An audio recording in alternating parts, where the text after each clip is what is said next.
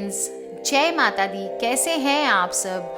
दोस्तों, बहुत सारे प्रश्न आए हैं सोमवार के व्रत को लेके, तो आज मैं आपको पूरी डिटेल में बताने जा रही हूँ सोमवार का व्रत आपको किस विधि से करना चाहिए और कब से शुरू करना चाहिए।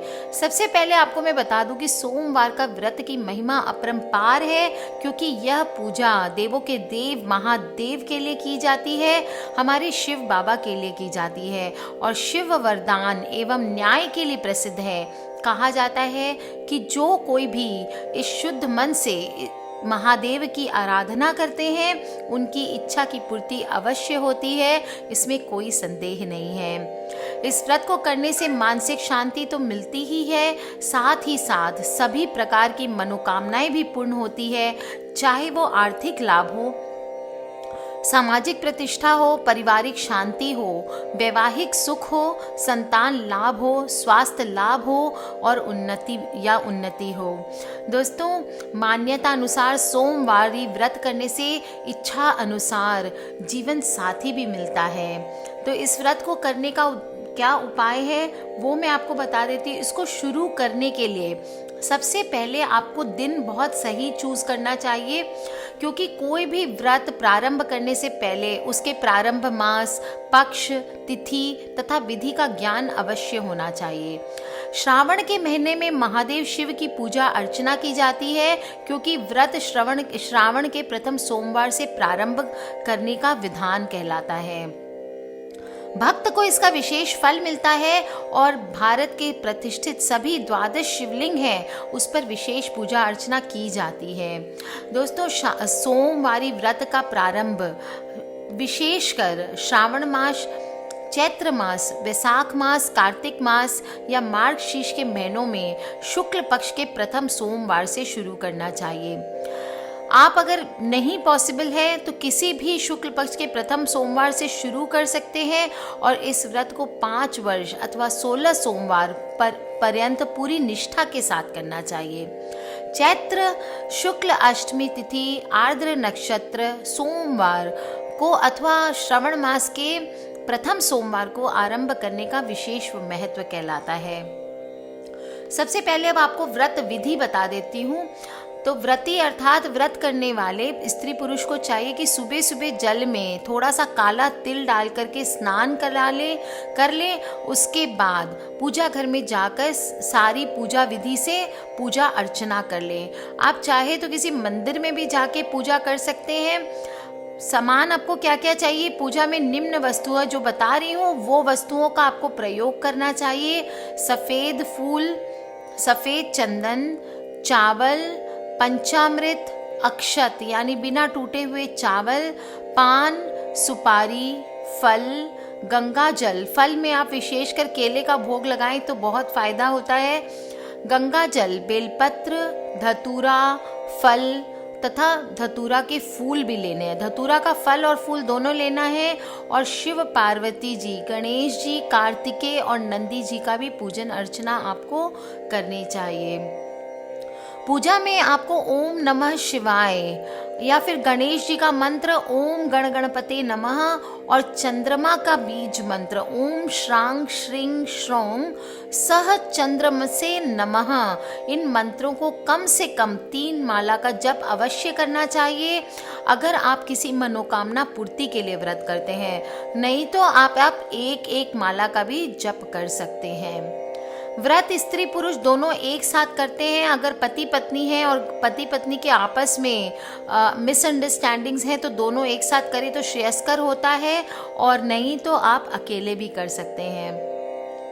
सोमवार व्रत पूजन काल सुबह से लेके सूर्य उदय से लेकर के सूर्य अस्त तक आप कभी भी कर सकते हैं, परंतु सूर्य उदय का पूजन ज़्यादा अच्छा माना जाता है। सोमवार व्रत में उपवास रखना चाहिए, क्योंकि उपवास रखना सबसे श्रेयस्कर माना जाता है। और यदि कोई व्यक्ति पूर्ण उपवास नहीं कर सकता है तो सूर्य अस्त के बाद शिव पूजा अर्चना करके ब्राह्मण को दान दक्षिणा दे करके स्वयं भी भोजन कर सकता है, लेकिन ध्यान रखें बिना नमक का भोजन करना चाहिए। अगर आपको और किसी तरह की समस्या है तो आप नमक का भोजन भी एक वक्त कर सकते हैं। अनाज और नमक लेकर के आप व्रत को खोल सकते हैं। सोमवारी व्रत का उद्यापन भी करना चाहिए, उसी महीने में करना चाहिए। जब पूर्ण हो जाता है आपका व्रत तो उसी महीने में करना चाहिए जिस महीने में आपने प्रारंभ किया था। उद्यापन में दशमांश जप करके, हवन करके सफ़ेद वस्तुएं जैसे चावल, श्वेत वस्त्र, दूध, दही, बर्फी, चांदी की बर्फी ले सकते हैं आप, चांदी के वर्क तथा फलों का दान करना चाहिए। दोस्तों, इस व्रत को करने से मानसिक शांति तो मिलती है, सभी प्रकार के आपको लाभ मिलते हैं। और आगे मैं आपको बता देती हूँ कि जब भी करें, सोमवार का व्रत करें, पूजन के साथ साथ व्रत की कथा पढ़नी या सुननी चाहिए। तो हम शुरू करते हैं 16 सोमवार के व्रत की कथा। सब पूजन कंप्लीट करने के बाद हाथ में थोड़े से अक्षत ले लें और फिर कथा का श्रवण करें, या कथा आप खुद भी, आपके पास किताब हो तो आप कथा पढ़ सकते हैं।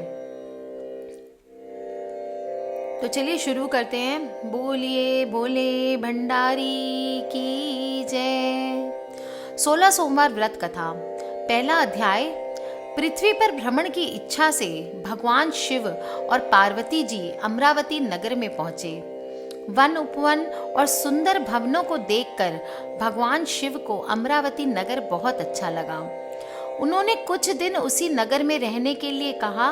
पार्वती जी को भी अमरावती नगर बहुत अच्छा लगा था। उस नगर के राजा ने भगवान शिव का एक विशाल मंदिर बनवा रखा था। शिव और पार्वती उस मंदिर में रहने लगे। एक दिन पार्वती ने भगवान शिव से कहा, हे प्राणनाथ, आज मेरी चौसर खेलने की इच्छा हो रही है। पार्वती जी की इच्छा जानकर शिव जी पार्वती जी के साथ चौसर खेलने बैठ गए। खेल प्रारंभ होते ही उस मंदिर का पुजारी वहां आ गया और पार्वती ने पुजारी जी से पूछा, पुजारी जी, चौसर के खेल में हम दोनों में से किसकी विजय होगी? उस समय शिव और पार्वती परिवर्तित रूप में थे। पुजारी ने एक पल कुछ सोचा और झट से बोला, चौसर के खेल में त्रिलोकी नाथ की विजय होगी। यह कहकर पुजारी पूजा पाठ में लग गया। कुछ देर बाद चौसर में शिवजी की पराजय हुई और पार्वती जी जीत गई। पार्वती जी ने ब्राह्मण पुजारी के मिथ्या वचन से रुष्ट होकर उसे कोढ़ी हो जाने का शाप दे दिया। शिव और पार्वती उस मंदिर से कैलाश पर्वत लौट गए। पार्वती के शाप से कुछ ही देर में ब्राह्मण पुजारी का सारा शरीर कोढ़ से भर गया और नगर के स्त्री पुरुष उस पुजारी की परछाई से भी दूर दूर रहने लगे। कुछ लोगों ने राजा से पुजारी के कोढ़ी हो जाने की शिकायत की तो राजा ने किसी पाप के कारण पुजारी के कोढ़ी हो जाने का विचार कर उसे मंदिर से निकलवा दिया। उसकी जगह दूसरे ब्राह्मण को पुजारी बना दिया। कोढ़ी पुजारी मंदिर के बाहर बैठकर भिक्षा मांगने लगा। कई दिन बाद स्वर्ग लोक की कुछ अप्सराएं उस मंदिर में भगवान शिव की पूजा करने आई और कोढ़ी पुजारी पर उनको बहुत दया आ गई। उन्होंने पुजारी से उस भयंकर कोढ़ के बारे में पूछा।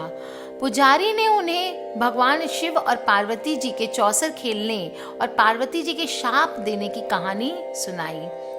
शाप की कहानी सुनकर अप्सराओं ने पुजारी से कहा, तुम 16 सोमवार का विधिवत व्रत करो, तुम्हारे सभी कष्ट, रोग, विकार शीघ्र नष्ट हो जाएंगे। पुजारी द्वारा पूजन विधि पूछने पर अप्सराओं ने कहा, सोमवार के दिन सूर्योदय से पहले उठकर स्नान आदि से निवृत्त होकर स्वच्छ वस्त्र पहनकर आधा सेर गेहूं का आटा लेकर उसके 3 अंग बनाना। फिर घी का दीपक जलाकर गुड़, नैवेद्य, बेलपत्र, चंदन, अक्षत, फूल, पुंगी फल, जनेऊ का जोड़ा लेकर प्रदोष काल में भगवान शिव की पूजा अर्चना करना। पूजा के बाद 3 अंगों में एक अंग भगवान शिव को अर्पण करना और शेष 2 अंगों को भगवान का प्रसाद मानकर वहां उपस्थित स्त्री, पुरुष और बच्चों में बांट देना। इस तरह व्रत करते हुए जब 16 सोमवार बीत जाए तो 17वें सोमवार को 1 पाव आटे की बाटी बनाकर उसमें घी और गुड़ मिलाकर चूरमा बनाना। फिर भगवान शिव को भोग लगाकर वहां उपस्थित स्त्री, पुरुष और बच्चों को प्रसाद बांट देना। इस तरह 16 सोमवार का व्रत करने और व्रत की कथा सुनने से भगवान शिव तुम्हारे कोढ़ को नष्ट करके तुम्हारी सभी मनोकामनाएं पूर्ण कर देंगे। इतना कहकर अप्सराएं स्वर्गलोक को चली गई। पुजारी ने अप्सराओं के कथा अनुसार विधिवत 16 सोमवार का व्रत किया। फलस्वरूप भगवान शिव की अनुकंपा से उसका कोढ़ नष्ट हो गया। राजा ने उसे फिर मंदिर का पुजारी बना दिया और मंदिर में भगवान शिव की पूजा करता हुआ ब्राह्मण पुजारी आनंद से जीवन व्यतीत करने लगा। बोलिए भोले शंकर भगवान की जय। द्वितीय अध्याय शुरू करते हैं। कुछ दिनों बाद पुनः पृथ्वी का भ्रमण करते हुए भगवान शिव और पार्वती उस मंदिर में पधारे। स्वस्थ पुजारी को देखकर पार्वती ने आश्चर्य से उसके रोग मुक्त होने का कारण पूछा, तो पुजारी ने उन्हें 16 सोमवार व्रत करने की सारी कथा सुनाई। पार्वती जी भी व्रत की बात सुनकर बहुत प्रसन्न हुई और उन्होंने पुजारी से इसकी विधि पूछकर स्वयं 16 सोमवार का व्रत का प्रारंभ किया। पार्वती जी उन दिनों अपने पुत्र कार्तिकेय के नाराज होकर दूर चले जाने से बहुत चिंतित रहती थी। वे कार्तिकेय को लौटा लाने के अनेक उपाय कर चुकी थी, लेकिन कार्तिकेय लौटकर उनके पास नहीं आ रहे थे। 16 सोमवार का व्रत करते हुए पार्वती जी ने भगवान शिव से कार्तिकेय के लौटने की कामना की और व्रत समापन के तीसरे दिन सचमुच कार्तिकेय वापस लौट आए। कार्तिकेय ने अपने हृदय परिवर्तन के संबंध में पार्वती जी से पूछा, हे माता, आपने ऐसा कौन सा उपाय किया था जिससे मेरा क्रोध नष्ट हो गया और मैं वापस लौट आया? तब पार्वती जी ने कार्तिकेय को 16 सोमवार की व्रत की कथा कह सुनाई। कार्तिकेय अपने एक ब्राह्मण मृत ब्रह्मदत्त के परदेश चले जाने से बहुत दुखी थे। वह वापस नहीं आ रहे थे। उसको वापस लौटाने के लिए कार्तिकेय ने भी 16 सोमवार के व्रत करते हुए ब्रह्मदत्त के वापस लौटाने की कामना प्रकट की। व्रत के समापन के कुछ दिनों के बाद मित्र लौट आया। ब्रह्मदत्त ने लौटकर कार्तिकेय से कहा, प्रिय मित्र, तुमने ऐसा कौन सा उपाय किया था जिससे परदेश में मेरे विचार एकदम परिवर्तित हो गए और मैं तुम्हारा स्मरण करते हुए लौट आया? कार्तिकेय जी ने अपने मित्र को 16 सोमवार के व्रत की कथा विधि कह सुनाई। ब्राह्मण मित्र व्रत के बारे में सुनकर बहुत खुश हुआ। उसने भी व्रत करना शुरू कर दिया। 16 सोमवार व्रत का समापन करने के बाद ब्रह्मदत्त यात्रा पर निकला। कुछ दिनों बाद ब्रह्मदत्त एक नगर में पहुंचा। नगर के राजा हर्षवर्धन की बेटी राजकुमारी गुंजन का स्वयंवर हो रहा था। उस स्वयंवर में अनेक राज्यों के राजकुमार आए थे और स्वयंवर में राजा हर्षवर्धन की हथिनी जिसके गले में जयमाला डालेगी, उसी के साथ राजकुमारी का विवाह होना था। ब्रह्मदत्त भी उत्सुकतावश महल में चला गया। वहां कई राज्यों के राजकुमार बैठे थे। तभी एक सजी धजी हथिनी सूंड में जयमाला लिए वहां आई। उस हथिनी के पीछे राजकुमारी गुंजन दुल्हन की वेशभूषा में चल रही थी। हथिनी ने ब्रह्मदत्त के गले में जयमाला डाल दी। फलस्वरूप राजकुमारी का विवाह ब्रह्मदत्त से हो गया। 16 सोमवार के व्रत के प्रभाव से ब्रह्मदत्त का भाग्य बदल गया।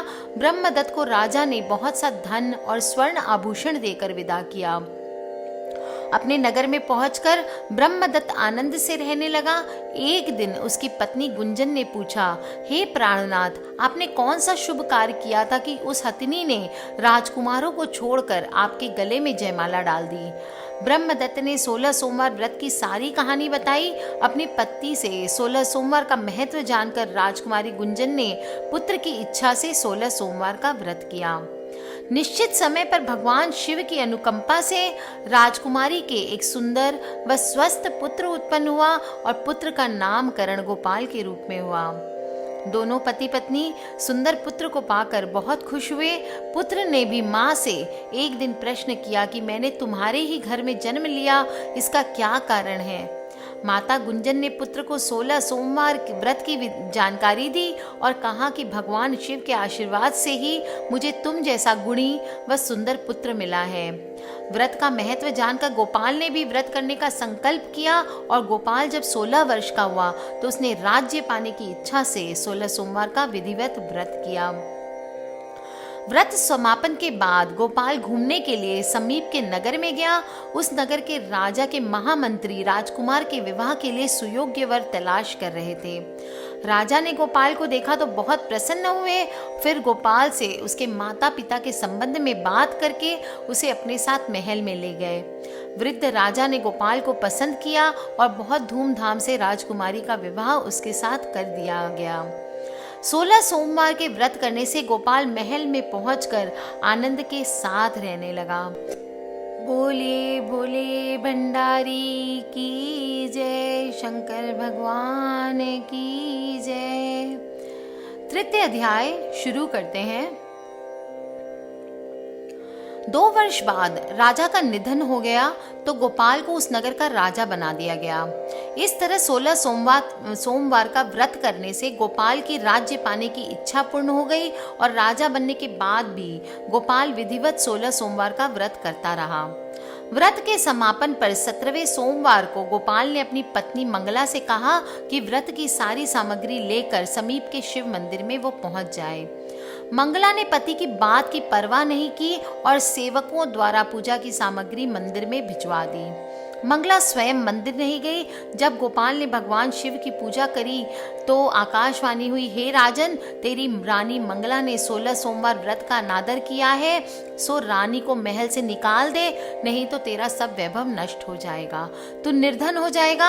आकाशवाणी सुनकर गोपाल बुरी तरह चौंक पड़ा। उसने तुरंत महल में पहुंचकर अपने सैनिकों को आदेश दिया कि रानी मंगला को बंदी बनाकर ले आओ और उसे दूर किसी नगर में छोड़ आओ। सैनिकों ने राजा की आज्ञा का पालन कर रानी को जंगल में छोड़ दिया और मंत्रियों ने राजा से प्रार्थना की कि वे रानी को अन्यत्र ना भेजे। तब राजा गोपाल ने आकाशवाणी वाली बात बताई तो वे भी भगवान शिव के प्रकोप के भय से शांत होकर रह गए। रानी मंगला भूखी प्यासी उस नगर में भटकने लगी।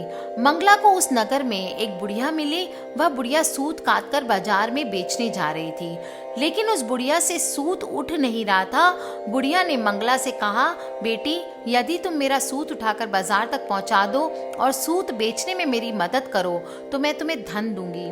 मंगला ने बुढ़िया की बात मान ली, लेकिन जैसे ही मंगला ने सूत की गठरी को हाथ लगाया तभी जोर की आंधी चली और गठरी खुल जाने से सारा सूत आंधी में उड़ गया। मंगला को मनहूस समझकर बुढ़िया ने उसे दूर चले जाने को कहा।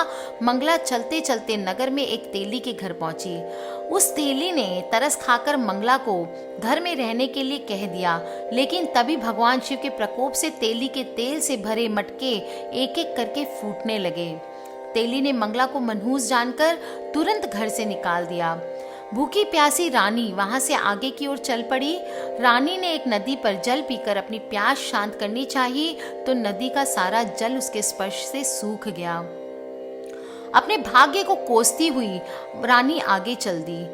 चलते चलते रानी एक जंगल में पहुंची। उस जंगल में एक तालाब था, उसमें निर्मल जल भरा हुआ था। निर्मल जल देखकर रानी की प्यास तेज हो गई। जल पीने के लिए रानी ने तालाब की सीढ़ियों से उतरकर जैसे ही जल को स्पर्श किया तभी उस जल में असंख्य कीड़े उत्पन्न हो गए। रानी ने दुखी होकर उस गंदे जल को पीकर अपनी प्यास शांत की। दोपहर की धूप से परेशान होकर रानी ने एक पेड़ की छाया में बैठकर कुछ देर आराम करना चाहा तो उस पेड़ के पत्ते पल भर में सूखकर बिखर गए। रानी दूसरे पेड़ के नीचे जाकर बैठी तो उस पेड़ के पत्ते भी सारे गिर गए।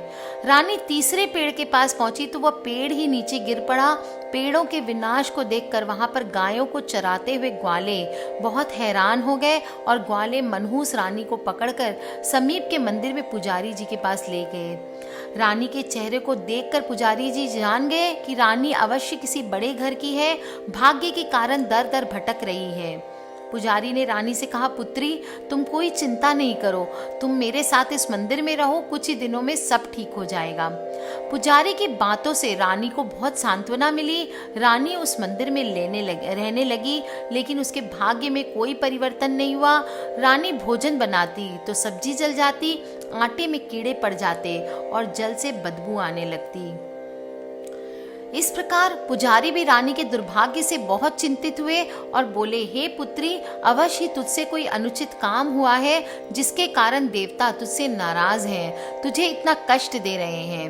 पुजारी की बात सुनकर रानी ने अपने पति के आदेश पर मंदिर में न जाकर शिव की पूजा नहीं करने की सारी कथा सुनाई। तब पुजारी ने कहा, अब तुम कोई चिंता नहीं करो, कल सोमवार है और कल से तुम 16 सोमवार के व्रत को करना आरंभ कर दो। भगवान शिव अवश्य तुम्हारे दोषों को क्षमा करके तुम्हारे भाग्य को बदल देंगे। पुजारी की बात मानकर रानी ने 16 सोमवार के व्रत को प्रारंभ किया।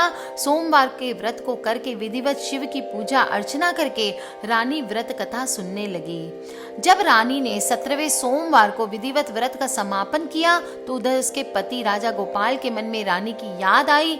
गोपाल ने तुरंत अपने सैनिकों को रानी मंगला को ढूंढ कर लाने के लिए भेजा। रानी को ढूंढते हुए सैनिक मंदिर में पहुंचे और रानी से लौटकर चलने के लिए कहा। पुजारी ने सैनिकों से मना कर दिया और सैनिक निराश होकर लौट गए। उन्होंने लौटकर राजा को सारी बात बताई। राजा गोपाल स्वयं उस मंदिर में पुजारी के पास पहुंचे और रानी को महल से निकाल देने के कारण पुजारी जी से क्षमा मांगी। पुजारी ने राजा से कहा, यह सब भगवान शिव के प्रकोप के कारण हुआ है, इसलिए रानी अब कभी भगवान शिव की पूजा की अवहेलना नहीं करेंगी। पुजारी जी ने समझाकर रानी मंगला को विदा किया। राजा गोपाल के साथ रानी मंगला महल में पहुंची। महल में बहुत खुशियां मनाई गई। पूरे नगर को सजाया गया। लोगों ने उस रात को दिवाली की तरह घरों में दीपक जलाकर रोशनी की। ब्राह्मणों ने वेद मंत्रों से रानी मंगला का स्वागत किया। राजा ने ब्राह्मणों को अन्न, वस्त्र और धन का दान दिया। नगर में निर्धनों को वस्त्र बांटे गए। रानी मंगला 16 सोमवार का व्रत करते हुए महल में आनंद पूर्वक रहने लगी। भगवान शिव की अनुकंपा से उसके जीवन में सुख ही सुख भर गए और 16 सोमवार के व्रत करने से और कथा सुनने से मनुष्य की सभी मनोकामनाएं पूर्ण होती है। जीवन में किसी भी तरह की कमी नहीं होती है। स्त्री पुरुष आनंद पूर्वक जीवन यापन करते हुए मोक्ष को प्राप्त होते हैं। कथा संपूर्ण होती है। इस विधि से आपको पूजा करनी है 16 सोमवार की और फिर उद्यापन करना है। उद्यापन में दशमांश जप का अगर हो सके तो हवन करके सफेद वस्तुएं जैसे चावल, श्वेत वस्त्र, दूध, दही, बर्फी, चांदी तथा फलों का दान करना चाहिए। आज के लिए बस इतना ही। बोलिए भोले भंडारी की जय। जय माता दी।